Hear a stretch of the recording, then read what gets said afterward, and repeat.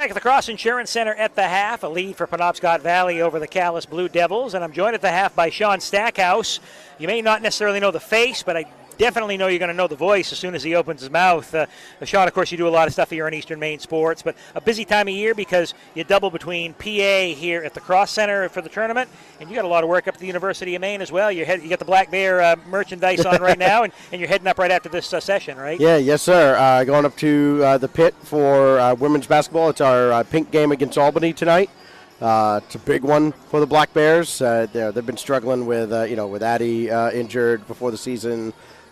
Fitzpatrick, she was supposed to probably get quite a few minutes her first year. She got injured, I think, in the summer. It's just one thing after another. So Amy's been trying to piece that together, and hopefully she'll have some kind of Jody Grant-esque master plan to keep the team in it. Let's talk about a lot of the things that you do here for the University of Maine. You've joined. You're doing a lot of PA for women's basketball and ice hockey.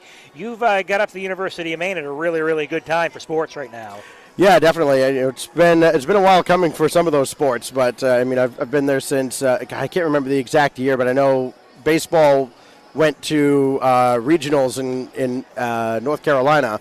My first year announcing for that team, and then got to do some women's hockey, got to do some men's hockey, filling in here and there, and then I think at some point I've been like the primary PA voice for almost every sport. Now they've lightened my load a little bit. They only have me on soccer, both basketballs, men's hockey, and baseball. Okay.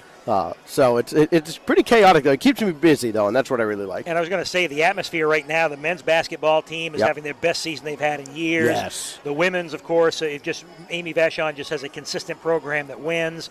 Hockey is back to where we want to see it, being very competitive and winning games against some of the Boston schools. So it's a great time to be a Black Bear fan, isn't it? Yeah, and over the past several years, it's been great to be a fan of the women's sports at UMaine. I mean, field hockey nationally ranked for quite a while there.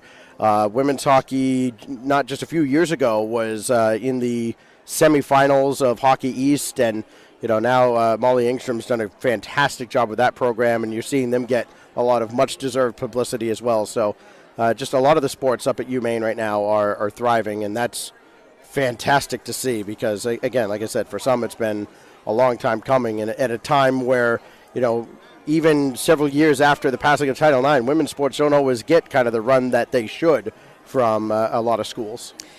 Switch another hat here at the Cross Center, do PA for a lot of the for the MPA tournament here.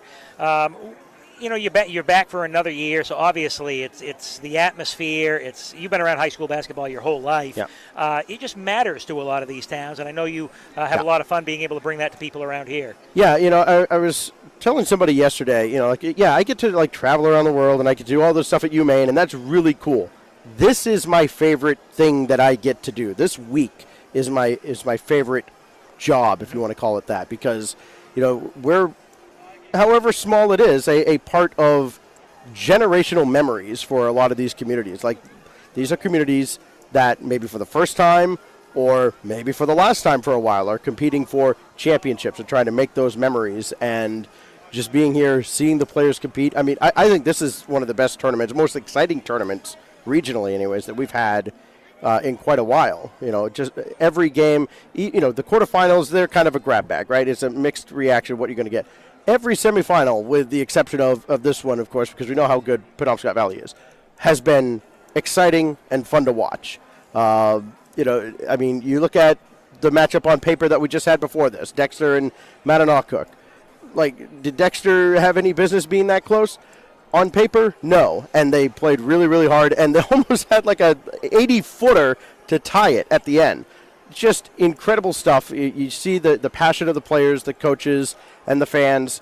It's second to none for, everything that I get to do. I absolutely love this week, and I wish we could double the length. If just this week, a week could be 10 or 14 days. Just keep having more games like this. It's so fun. It is a lot of fun. You see great faces, great names, great people, and sometimes you only literally see them this week of the year. Yeah. And you can pick up your conversations where you left off the year before. One other thing I want to mention before we go, you said traveling the world, and I know in the esports realm, you've really carved out a name for yourself. First of all, as a coach down at MCI, you've done a great job bringing state championships home for the Huskies, and then as a host around the world. Esports is a huge, huge business, and anyone that doesn't think that it is, well, you're missing the boat, because there's a lot of great opportunity for youngsters and people to get into that business. Well, Aaron Jackson teaches over at I think UTC, and I'm going. Well, I hope it's over at UTC because that's where I'm planning on going next week to speak to his class. But I've talked to his class before. I've talked to Dale Duff's class up at NESCOM, and the things I've tried to tell the students there is this is a growing business and growing and booming right now.